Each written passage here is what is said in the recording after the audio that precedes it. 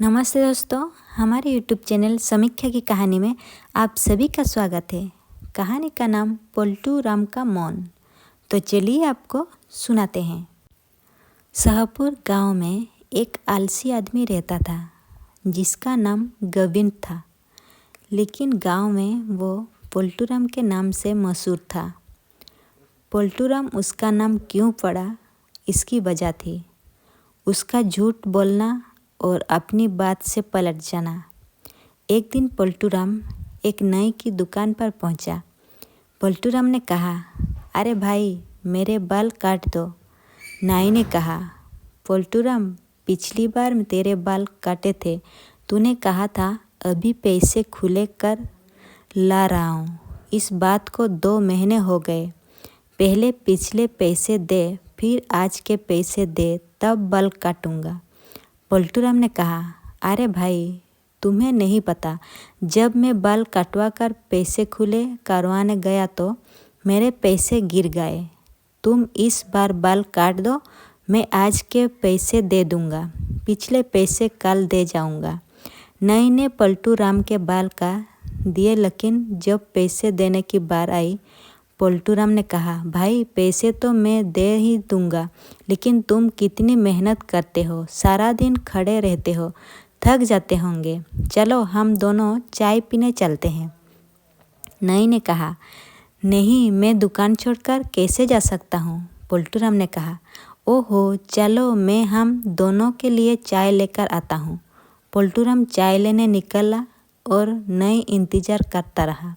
वो वापस नहीं आया। नाई समझा गया कि पलटू राम फिर चकमा दे गया। इसी तरह पलटू राम कई गांव वालों को धोखा दे चुका था। अब तो लोग पलटू राम को देखते ही दूर हो जाते थे। कई लोगों से पैसे उधार लेकर वो पलट जाता कि उसने कब पैसे उधार लिए। एक दिन गांव के कुछ लोग पलटू राम के घर पहुंचे। घर पर पलटू राम की माँ थी। मुखिया ने कहा, काकी, हम तुम्हारी बहुत इज्जत करते हैं, लेकिन तुम्हारे बेटे ने गांव वालों का जीना मुश्किल कर रखा है। इसे समझाओ, नहीं तो हम इसे गांव से निकाल देंगे।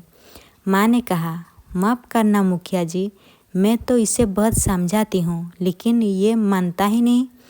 मुझे तो अब इसका एक ही रास्ता नज़र आता है कि इसकी शादी कर दी जाए, शायद जिम्मेदारी पड़ने से ये संभल जाए। मुखिया ने कहा, आपने जो करना है करो, लेकिन हम अब ज़्यादा नुकसान नहीं उठा सकते। गांव का कई व्यक्ति ऐसा नहीं है जिसे जुआन देकर ये पलट ना हो। सबको ठग रहा है। गांव वाले धमकी देकर चले जाते हैं। पलटू राम घर अंदर छिपकर सारी बातें सुन रहा था।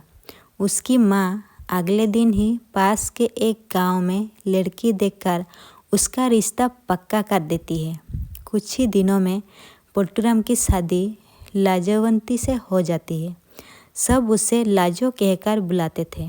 वो बहुत ही होशियार थी। शादी के बाद जब वो कुएं पर पानी भरने जाती है तो गांव की औरतें उसे पलटू राम के बारे में सब बता देती है। घर आकर वो पलटू राम से बात करती है। लाजो ने कहा, मेरी तो किस्मत ही फूट गई, तो तुम जैसा पलटू मेरी किस्मत था। मैं तो अपने पिहर जा रही हूँ। ये सुनकर पलटू राम बहुत परेशान हो जाता है। वो लाजो के पैर पकड़ लेता है। पलटू राम ने कहा, नहीं नहीं, मुझे छोड़कर मत जाओ।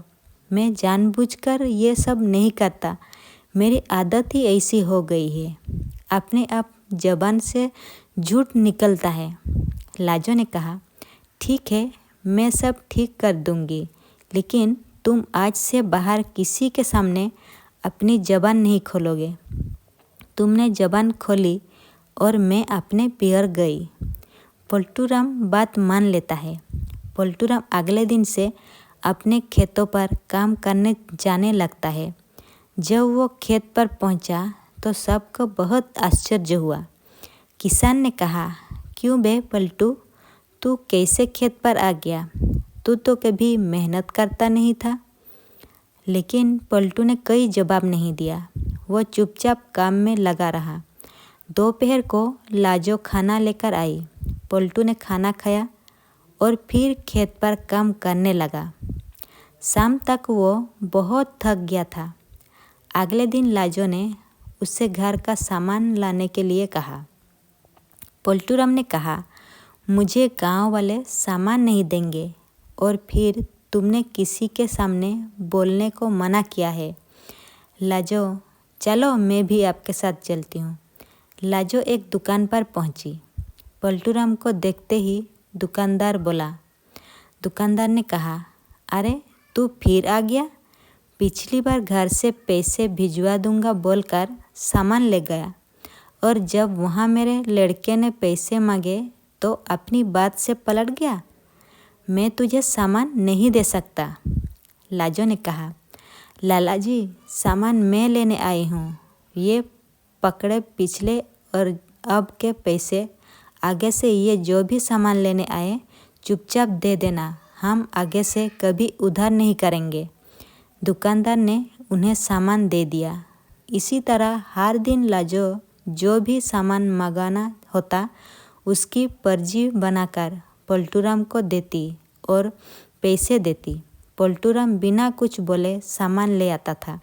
धीरे धीरे गांव के लोग पोल्टूराम पर विश्वास करने लगे। उन्हें लगने लगा कि पोल्टूराम सुधर गया है। एक दिन कुछ गांव वाले चौपाल पर बैठे थे। पोल्टूराम घर जा रहा था। मुखिया ने कहा, क्यों पोल्टूराम, तुम शादी होते ही सुधर गए? तुम्हारी माँ ठीक कहती थी। पोल्टूराम बिना कुछ बोले जाने लगा तो गांव वालों ने उसे रोक लिया। अब पोल्टूराम फंस गया। अगर वो बोला तो उसकी लाजो उसे छोड़कर चली जाएगी। अगर नहीं बोला तो गांव वाले उसे जाने नहीं देंगे। पोल्टूराम मुखिया को इशारा से बताने लगा कि अगर वो बोला तो लाजो चली जाएगी। फिर उसने इशारा अपने गला पकड़कर बताने की कोशिश की कि अगर लाजो चली गई तो वो फांसी लगा लेगा।